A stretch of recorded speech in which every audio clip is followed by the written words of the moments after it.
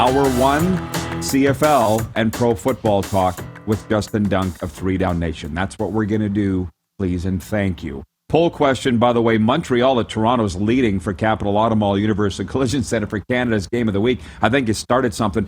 But, Justin, I got to ask you, and thanks for being so patient.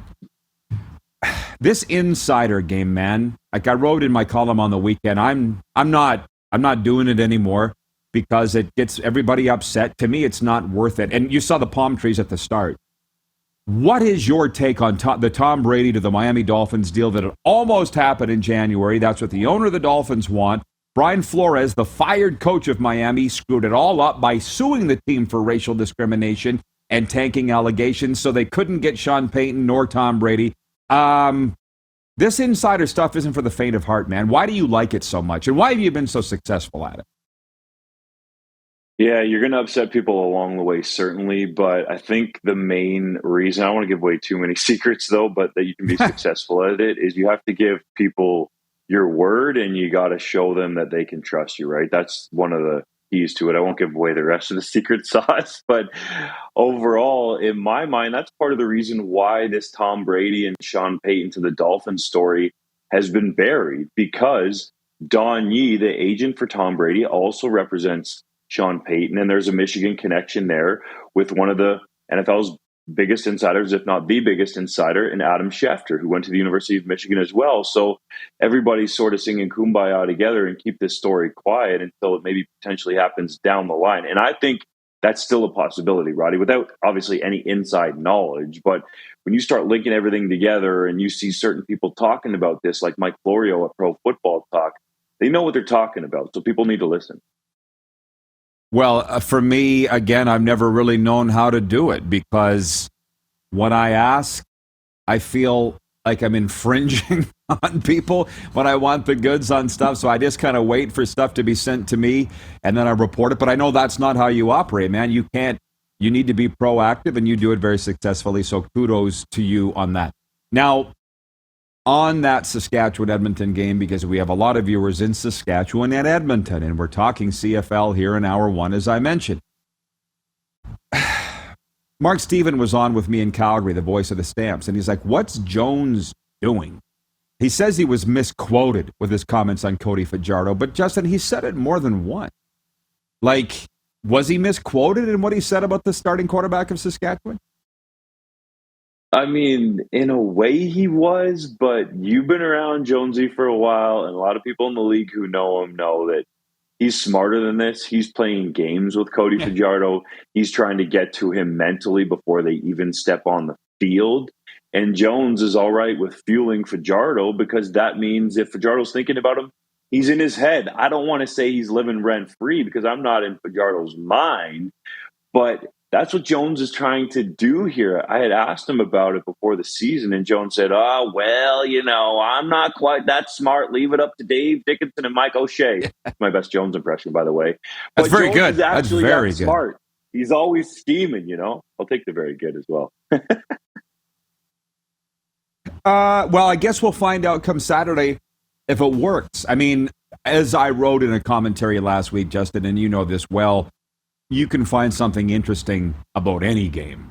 But for Jones to get on Fajardo's back, well, I don't know why, because it's just firing Cody up. I've seen people, and I'll name them here today, because I watched the Calgary game last week, and Suter's circling the interceptions on the screen. This is the stat right here. Bo led the CFL in interceptions last year. I see Derek Taylor, the voice of the Bombers, was saying that about Bo, and the same thing, the interception stat, and a bad year in 2019. And I'm like, guys, you're just firing these guys up. I think Cody Fajardo and Bo Levi Mitchell operate the same way, Justin. The more you doubt them, the more they want to go out and jam it down people's throat. That's what I see. You were a quarterback. Do you not see the same thing? I'm sure you operated that way.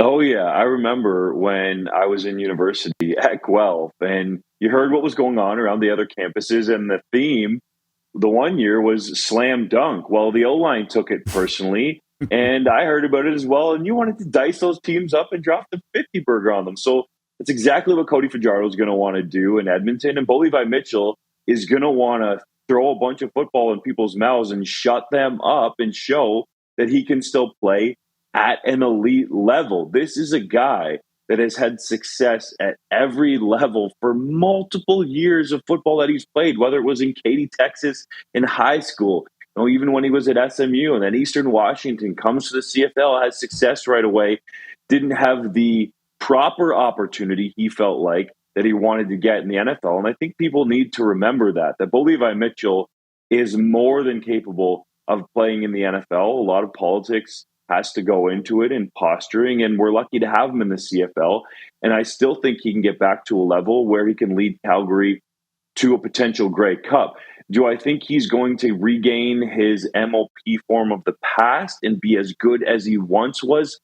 I don't think that's possible, because in 2019, he has his shoulder ripped apart, essentially, and then breaks his leg a year ago. Now, I think he can come back from those things, but it's clear, at least to the people that I talk to around the league, Roddy, that watch what we call the coach's tape, the tight film, that Bo Levi Mitchell has lost a little bit off of his fastball, let's say, but it's more about the accuracy. There were a lot of people watching the preseason film and then even that week one film wondering what happened to his accuracy. Now, some of that will have to do with reps and game reps, and we know Bo Levi Mitchell was in and out of the lineup last year due to that broken leg. So I think he just needs to find a rhythm here. And we got to remember, he hasn't had Reggie Begelton for a full season since Reggie left for the NFL. So that's a critical factor. And he's got Kamar Jordan as well. So if those two guys stay healthy, along with Kadeem Carey in the backfield, the offensive line is solid there. And I think their defense is really good. And Brett Monson is an underrated defensive coordinator, that Mitchell is in a position here to shut a lot of people up. Well, actually, from one of the viewers, now that I think about it, Jeff the Stamps fan wanted to know if you think we'll see both Bo and Jake Mayer on Saturday in the game at Hamilton. It depends how the game goes. Now, Dave Dickinson has already said if Bo Levi Mitchell is healthy, he's going with Bo as the starter. But if Mitchell gets nicked or comes out of the game, then I believe Jake Mayer will obviously come in off the bench. But I don't think it's going to be a situation here where Dickinson is going to go back and forth between the two quarterbacks if they're healthy. Dickinson's just not a fan of that. He's been in those situations as a player and doesn't really like it. And we've seen his entire time there in Calgary that he's ideally, if the situation is possible, wants to go with one dude. And for right now, if Mitchell is healthy, it'll be Bo Levi. So, I appreciate your patience, because your feed's coming in really well and you're giving us some great stuff here. I just called up the Bet Regal opening lines for the CFL games this week. And so Thursday, Montreal at Toronto, Argos favored by 4. Friday, Winnipeg at Ottawa, Bombers favored by 2.5. The Hall of Fame game in Hamilton Saturday, Ticats home to Calgary, Hamilton favored by 1. And then Saturday, Saskatchewan Roughriders at Edmonton Elks, Riders favored by 7.5. Viewer Ted in Red Deer wants to know if you think the Roughriders have the best linebacking core in the CFL, which consists of Moncrief, Sankey, and Dean. Yeah, that's tough to beat. That is a strong linebacking core. And you can make an argument they have the best strong side linebacker in the league, certainly in Derek Moncrief. That dude is an absolute beast, especially in that scheme that's tailored to him with Jason Shivers. He played so well there with Shivers before and has returned again. Larry Dean is a guy that hasn't been slowed down by age, had that unfortunate Achilles tear before training camp even got started last year in August. So we know what level Dean can be at. He's a former NFL guy. And then you have Sankey in the middle, who's an absolute thumper and is looking to prove the Stamps wrong.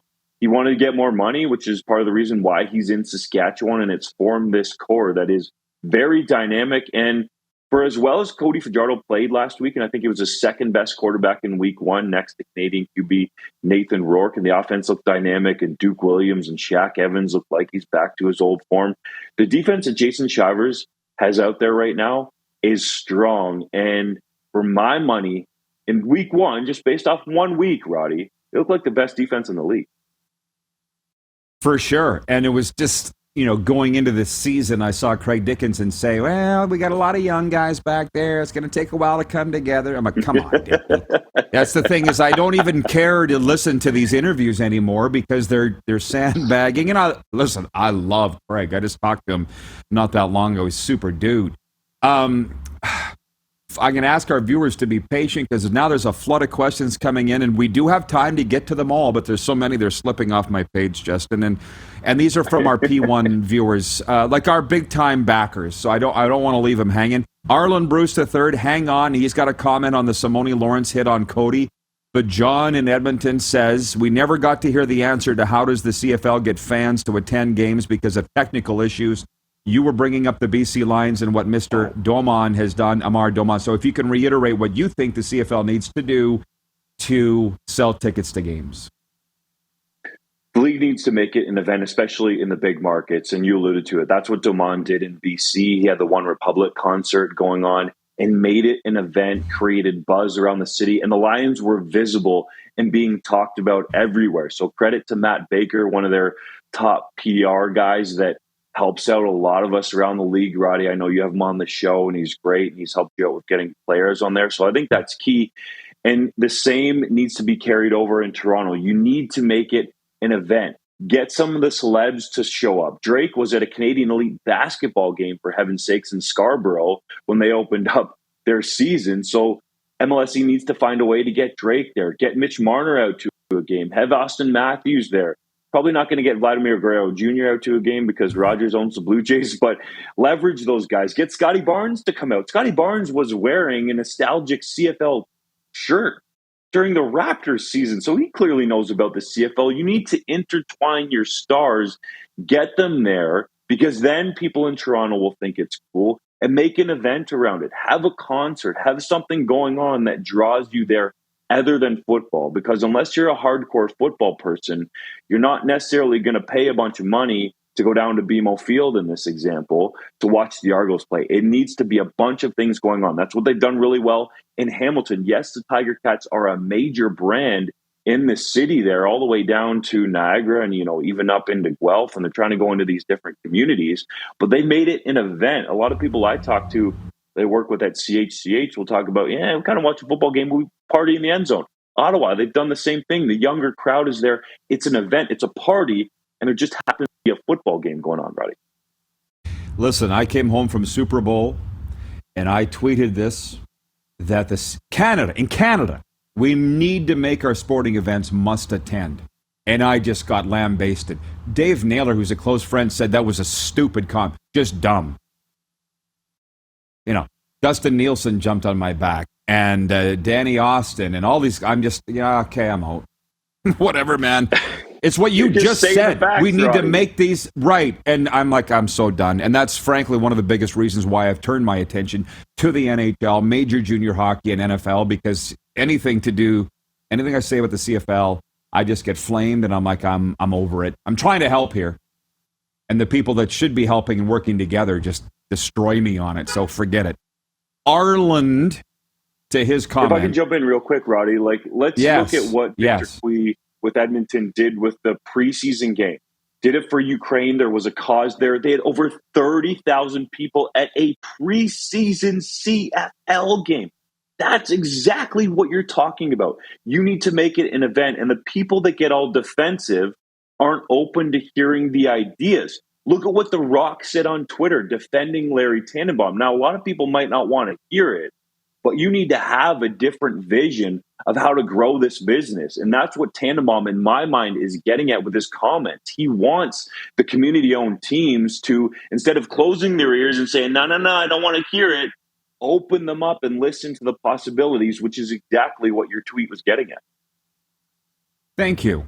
And to go one step further on Larry Tannenbaum, and I don't know that we'll get into this today, we'll have to do it the next time that you're with us, but he said those community-owned teams don't want to change, so we need to examine if we want to be part of this. And I've said it so many times, it's why I'm sitting in South Florida right now. I've examined things and said, where do I want to be and what do I want to be part of? And that is not it. We'll ask our viewers to stick around because we're up against it for a break. When we come back, your take on the Simoni Lawrence hit and what you think will come down when they announce supplementary discipline on Thursday. All right, welcome back. It's hour one of the RP show, and it's our final segment with Justin. Viewer takeover next, so we're going to jump Right back into it. 3 Down Nation's Justin Dunk is with us. From Arlen Bruce III watching, he says, Simoni Lawrence should be fined the max. That's not how you play professional football, and we definitely didn't teach that kind of play at the University of Minnesota.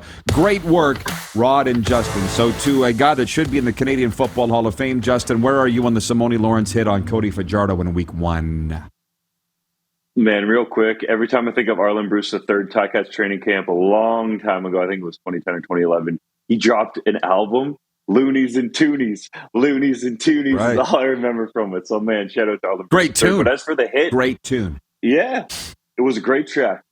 But as for this hit, Roddy, honestly, we got to look at this with some balance, right? It's a difficult situation. Football is played at such a high speed. I understand what Mr. Bruce is saying in terms of not going for the head in that situation. There's no doubt Simoni Lawrence does make contact with his head, but got to look at it from Lawrence's perspective, right? Fajardo's still battling for yards as a defense player. You're trying to get him down.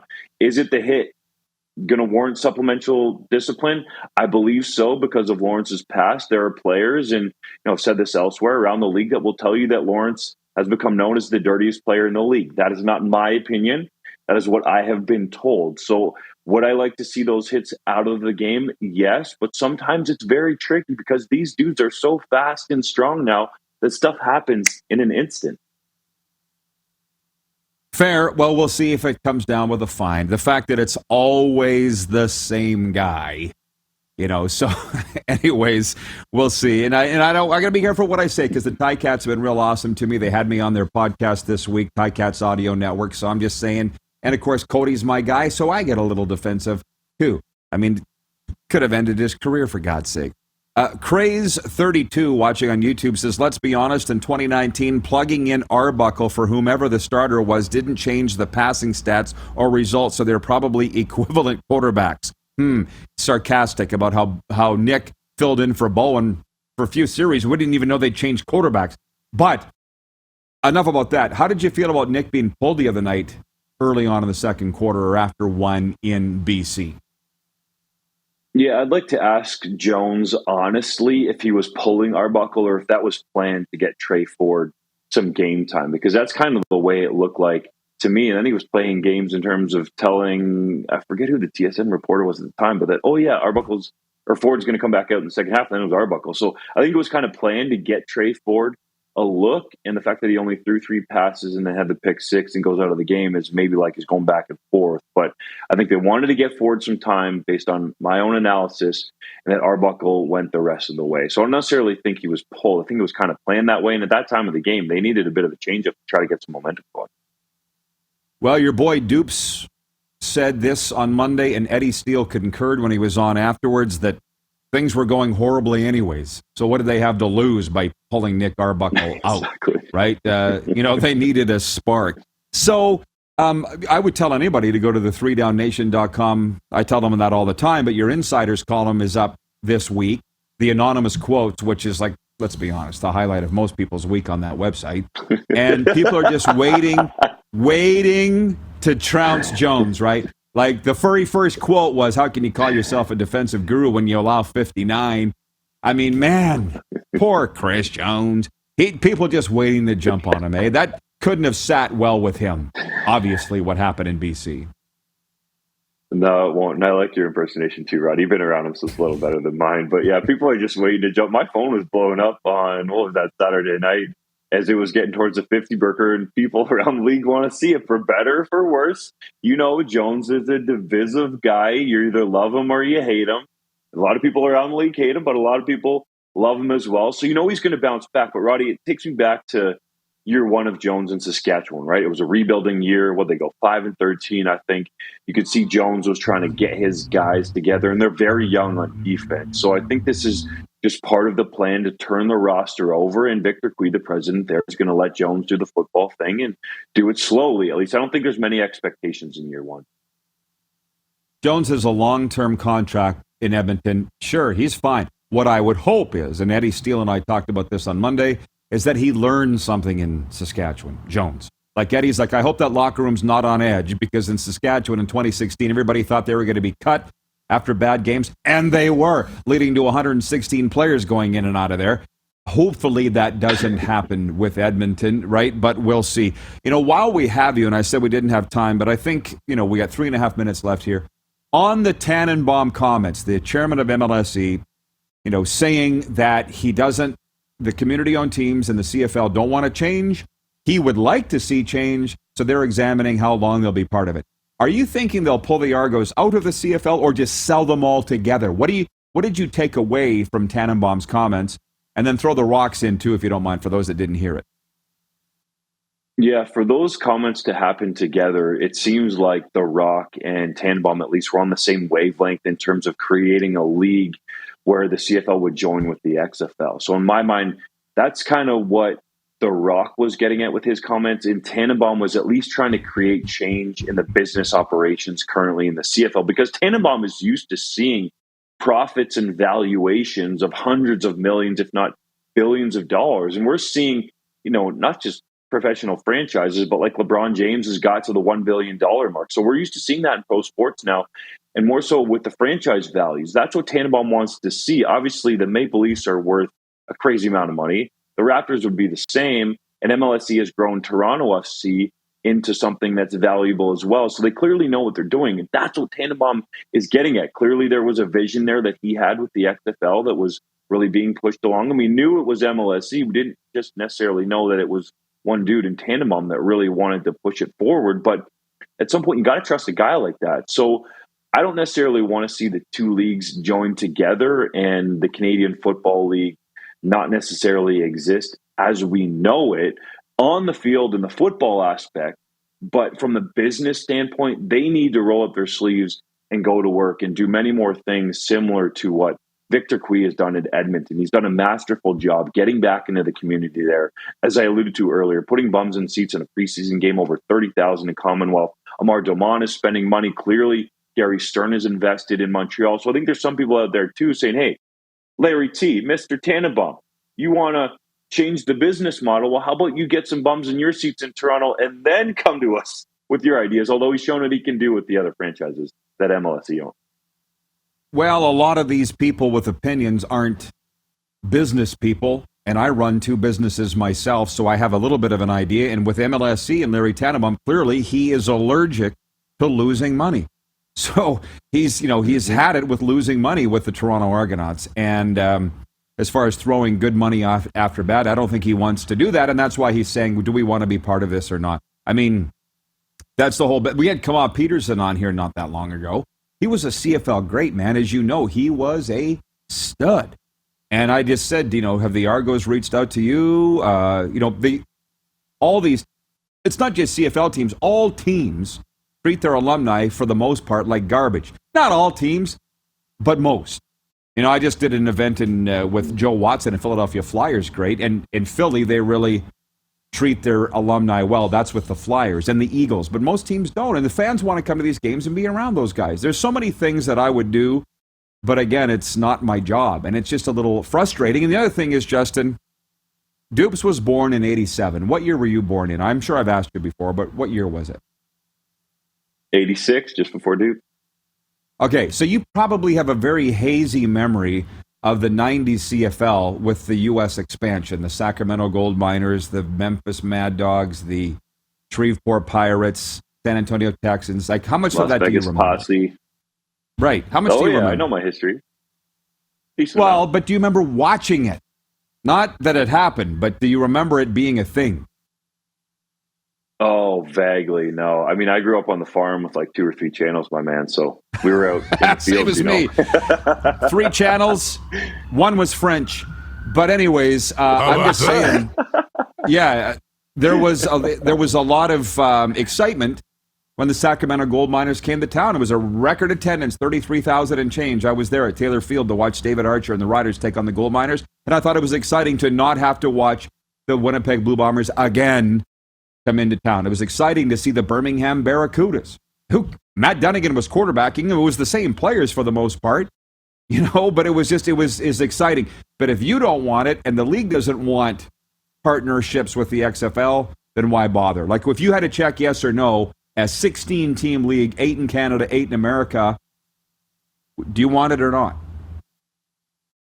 to me, I agree with you. That would be better overall. I just don't want to lose the Canadian and the Canadian Football League. But I think there's a lot to be said with that. You have the border battles, or however you want to call it, like you said, when Sacramento comes to town. I think a bigger league, could be better overall, especially with some of the characters that could be involved. We're running up against it with time, but I'll say this because, again, he's a Priority One viewer. John Ohm. He says, Justin, what's the latest on Chris Streveler? Any news? Yeah, so the latest is Chris Streveler is staying patient with the NFL, right? And he won't come out and say this exactly, but if you're a guy that's looking to get another NFL contract and you seem like you're focused on the CFL, that shows the NFL teams that you feel like you're at that level, for better or for worse. So there's still some interest there. There's been some conversations with NFL teams. We're still a little bit out from training camp. There could be some injuries as well where situations open up. So Streveler right now is NFL focused, not in a hurry to get back to the CFL. He's open to it. He's not slamming the door on it. And we've seen him, I think he was on a Winnipeg Goldeyes broadcast. I got the team out there, right? Pretty recently. He's still following the Blue Bombers, of course, team that he played for. But he's focused on the NFL right now. That's the latest. All right, Justin, thanks for the time and your patience. We got to do this more because the fans have a lot of questions. I know you're a busy guy. Keep in touch. Enjoy the games in week 2. Yeah, man, Roddy, enjoy that. Beautiful weather down there, my man. Good to be on. Thank you, buddy. Plan on it.